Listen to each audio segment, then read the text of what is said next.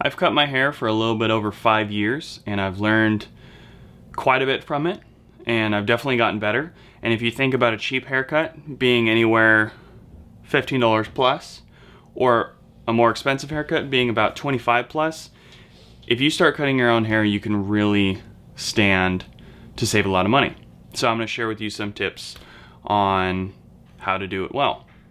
So I think the biggest two things to keep in mind that I've learned is you have to think about the crown of the head, because that's where a lot of the hair difference is going to come from. Is a lot of guys are going to have the regular businessman cut. You know, if it's not a buzz or a military cut, it's going to be as a businessman or an undercut, where it's longer on the top, shorter on the sides. And so one of the big ideas to think about is the crown of the head. Think about a circle going around your head, because that's where a lot of the difference in hair length is going to happen. The other big idea is to always be thinking about, with facial hair, with any part of the hair, to be thinking about a taper. So what I mean by that is, even with the crown of the head, it's like the taper from this long hair to this shorter hair, or the taper from this hair, which I cut to be longer than this hair, because this is skin and this is hair, so I taper it down a little bit at the edge of all the hair. And for guys who have beards with hair too, a lot of guys actually taper in at the sideburns, so it's actually longer up here and longer down here, and that tapers in. And so those two ideas are probably the biggest things I've learned, because you really have to constantly keep them in mind and be visualizing them. So in cutting your own hair, you're able to see most of your own hair. But unless you want to play some fancy mirror trick game, you're not going to be able to see the back of your head. I worried about it for a little bit, but what I started just doing is just visualizing, what does the back of my head look like? And you just visualize it in lines, and you visualize the crown, and you visualize the tapering. Okay, what I use is I use a pair of clippers and I use a pair of scissors. So here's a pair of clippers I use. It doesn't really matter. I feel like most of them are going to be pretty much about the same. I prefer to get one that's a little heavier, just so it lasts a little longer. Care for these, I always clean out the hair. There's some hair in the bag, which is why there's a little bit on this right now, but I always clean off all the hair. This one came with a little vial of lubricant to lube this up so that it would last longer. Honestly, that ran out years ago, and I know they probably want you to buy more. But the thing is, I've cleaned out the hair, and it might tug on the hair the tiniest bit, but I just keep this thing clean, and I haven't oiled it in a long time, and it still lasted. And if this thing were to die and I had to buy a new one, I wouldn't care, because I've gotten plenty of years out of it. So I use clippers. I use these extensions. So in the extension kits I see, some of them they'll all be black, which is what I think barbers will use. And some of them come in a color arrangement, so you can look at a color and know, oh, that color is that length. I chose to go with all black. I think it looks a little bit better and professional, and I'm still going to look at it anyways. Even if I saw, oh, that one's light blue, like, I'm still going to look to make sure I got the right measurement. So getting a color coordinated clipper extension didn't make a lot of sense to me. Clipper extensions, standard is to move up by 1/8 of an inch, which means that 1 is 1/8 of an inch and 8 is a whole inch. And that's what I think most kits will come with. So I have 1 through 8. I have a 1/16, so half of 1, 1/16 of an inch. And then they also include a left and right for going over your ears, but honestly, I don't use those either, because the thing with the left and right is these are actually tapered. So right, you would go, I think, like this, and you'd go over your ear. But I don't use those. It just seems silly to me. So I'll go over a couple tips now as I run through what I do to cut my hair. I'm not going to actually cut my hair, but I'm just going to give you tips.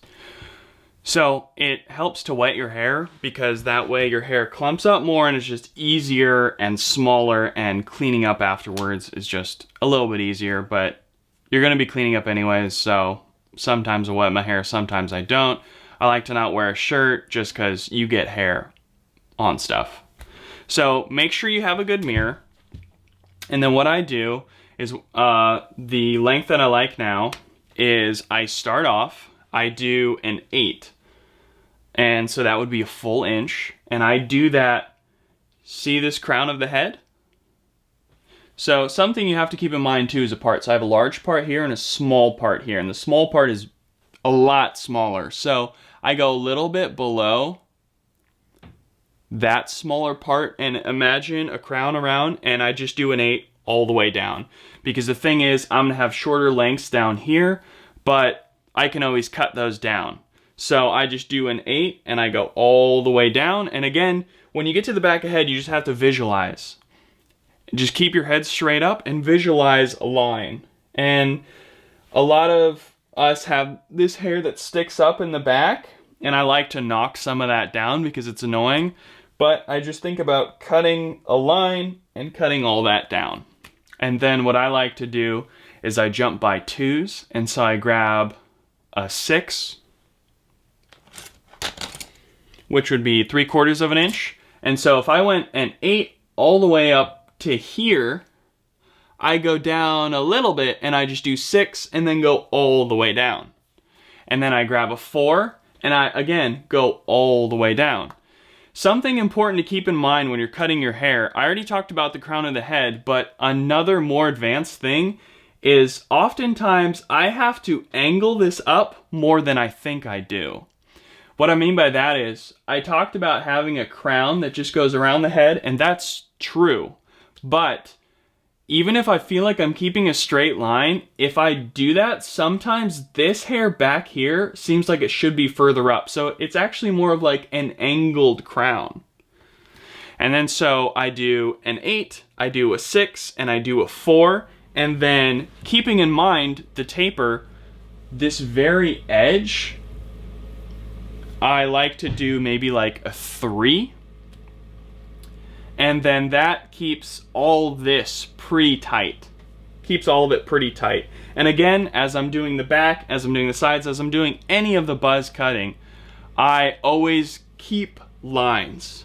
Visualize and see lines. And then for the very border of my hair, I might like to do a 2 just to knock it down, because you're thinking about the tapering going from hair to no hair. And so I'll do maybe like a 2, and when I cut, so I start with an 8 and I do whatever because that's the longest length. Everything is gonna go down from there. It doesn't really matter. But then as I go a 6, what I do is I start from the bottom and I go up. So for example, like if my 8 goes up to here, my 6 probably is only gonna go up to maybe here. And so what I'll do is I'll start from the bottom and I'll go up to that point. I don't go from that point down. So I'll start at the bottom and I'll go up, and then with 4, I'll start at the bottom and I'll go a little bit less up, and then maybe like a 3. And depending on how short you want to do it, I'll usually have a little bit shorter of a length that just barely nicks the very edge to make the best possible taper from no hair to hair. And then again, I just use one big mirror. I don't have any fancy stuff. What I'll do is I'll look around, and my hair on my neck kind of goes down a little far, and I'll really make sure, because sometimes you'll think that you hit it, but you won't actually, and I'll make sure to go over the neck and make sure that I can see that it's knocking down that hair. And then with all of those, with like 8, I will go over my head 2 or 3 times to make sure that because of all the curves in my head, I'm not doing uneven spots. And so when I do an 8, I'll do about 2 or 3 total sweeps. With the 6, again, 2 or 3 total sweeps. With the 4, 2 or 3 total sweeps. And then with the very fine edging, 2 or 3 sweeps, just because you're not going to do it perfect probably on the first try, especially when you're starting out. And so what you need to do is you need to just double and triple check that you're actually getting the hair down. Then I used to use a trimmer up here, but the thing is I like it longer, and the longest extension I have is an 8, which again is an inch. You can buy longer ones, but usually buy them individually, like a 10, which would be 2 up from that, which would be what, 1.5 inches, or I think they jump more once they get past 8. But they're kind of expensive, and it would just be better if you could learn with scissors anyways. So scissors, these also came with my clippers. A lot of times you're just gonna get a kit that'll have pretty much all the stuff you would need for most haircuts. And scissors are for obviously any fine tuning and then for the top. And so what I'll make sure to do is I'll fine tune by clipping the little bit of hair that is right here at the front of the ear. And then I'll make sure to pull my ear forward and in the mirror look at the hair here, which I've hit this with clippers. But again, one thing with clippers is sometimes you think you got an area and you really didn't. And so I'll pull my ear forward to make sure, did I really get that? And if not, I can go over it again with clippers, or since I'm already trimming this with scissors, I can just trim it back there and do that. So with cutting the top of the hair with scissors, this is obviously the hardest part to learn. A lot of times you see barbers do the thing where they pull it up and they sift it between their fingers and then they see the lengths. I do a version of that. That definitely helps to wet your hair. And so what I'll do is I'll pull it up like this and I'll trim across, and with all cutting your hair, just start slow. Only cut what you know you want to cut, because you can always cut down. And so with this, with cutting this hair with scissors, there's a lot of tapering. There's tapering from the front to the back. This hair is longer than this hair. This hair is longer than this hair, and all of this hair for the most part is longer than this shorter part, because I really just want this hair to be able to fall down. So with cutting this hair, I just start slow and I just cut what I know I can cut. And so you just got to be really patient with this, and you don't have to do all the fingers if you want. You can just reach up and just cut. And make sure to keep it even. But again, you got to think about this crown of the head as well. And so this hair, because of the curve of your head, if it's the same length, this hair will seem shorter than this hair, even though it's the same length. But that's because there's a curve up here as well. And so just take that slow. If you're not comfortable with it, you can always grab an extension and just do that instead. But what I like to do is grab scissors and just slowly go through this, just trimming it down. And again, especially because of whatever hair type you have, which is a huge part of cutting your hair, this hair, it helps to be longer than this hair because it needs to fall down with the part. It needs to fall down. And so this hair, I actually cut pretty short, because if you think again of this hair falling down, if this hair was the same length falling down, this would be like down here. And so again, it's a constant taper from front to back and from middle to side. And so that's just something you're gonna have to learn. But grabbing a pair of scissors and just being slow and methodical with that, keeping in mind the curvature of your head and a constant tapering, you'll eventually learn if you're patient. And then with this side, I just trim this with scissors. This is pretty easy. So if you think about this, this is rows of hair that I have to trim. This is pretty much just one row. Once I've done the buzzing of the sides and the scissor cutting of the top of the hair with the large part and the small part, and again, with all these steps, you're double and triple checking just to make sure you're actually cutting the hair you think you're cutting. You do some monitoring to make sure it looks good, and then I'll do like some double checking. I'll wet my hair down, I'll comb it, see that it looks good, and at that point, it's really just double checking the ears, double checking the neck, and then learning from there. You're just gonna get better over time. So that's some basic tips for cutting your own hair. if you're ever cutting anyone else's hair using these tips, there are a couple more things. Capes are actually pretty useful. When I bought this, they actually threw in a cape as well, but it was pretty much a plastic trash bag, and they know that you're just gonna need a new one on like the second use. I'll just use a towel, or I won't even use it sometimes because there's gonna be a mess, so what's the difference? And so capes are useful, but if you don't feel like buying one, it's not a big deal. And you could always make one out of a trash bag as well, but you're still gonna have a mess. And so at some point, you know, if it's a little mess or a big mess, it's still a mess. What's the difference? A lot of people, when they want a haircut, if you can just trim their sides and trim their back, they'll be happy. Like, not their back hair, but they're actually their back. Like, if you can just trim below the crown, a lot of people are just frustrated when it's on their neck or on their ear. And so if you can just clean that up, that's most of what people want anyways. So there's many different hairstyles out there. You have to keep the way your hair grows and the way your hair is in mind, but you should know that best anyways. If you can learn how to cut your own hair, you're gonna save a lot of money over time. That's a fact. And you're gonna feel good about it. And the big thing with cutting your own hair is people think it's really hard. It's not. There is a learning curve, but if you keep those things in mind, if you keep in mind that there's a crown of the head and that the head is a curve, and you're constantly thinking about that, you will learn how to visualize and cut your hair so that when it falls, you are working with the curves. And the other thing is constantly be thinking about tapering. How does this hair fade into this? How does hair fade into no hair?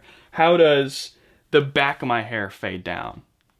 Okay, almost done. I just watched through the video and I thought of a couple more things, and I want this video to help you as much as possible and be as comprehensive. So some final tips. First, not all scissors are great for cutting your hair. So these are the ones I got with the kit. They work fine. If you have scissors that work with your hair, good. But not all scissors cut hair well, and that's just something to keep in mind. I wouldn't try to make scissors work that don't cut hair well. I think they're bladed differently. With these, I just make sure to keep them dry so they don't rust and just last as long as possible. The other thing would be, within these clippers, see these clippers? Within these clippers, there's a lever right here. You see that lever? What this lever does is it makes a half measurement. So let's say I have a 4 on here. A 4 is half an inch. If I put a 4 on here and the lever is drawn up so that you can see it's up, this is now just a 4, which would be half of an inch. But this lever will pull this down. You see that movement? So that within that, you will go half a measurement longer. So if this is a 4, the next one up is a 5. So pulling this down is a 4.5. The point is, this little lever is is a 1/16 of an inch difference. Okay, because these are 1/8 of an inch differences. This is a 1/16 of a difference. And something to keep in mind, I think the lever falls easiest in the full position. So in the regular, if you pull away and you want to get this little half measurement, I like to hold it with my finger because it will be easy for it to naturally fall back. And the very last tip is, so I talked about cutting my hair in jumping by 2s. So 8, 6, 4, whatever. You're going to cut your hair with whatever lengths you want. Because of the curvature in the head, the best way that I've found to blend lengths, you're thinking about lines in your head, and because of the curvature in your head, I do curving sweeps. So if you think about this line of an 8 and this line of a 6, I sweep. So as I meet that 8, it blends. And what this sweeping does is it makes more of a fade working with the curve of your head. Well, good luck with cutting your hair.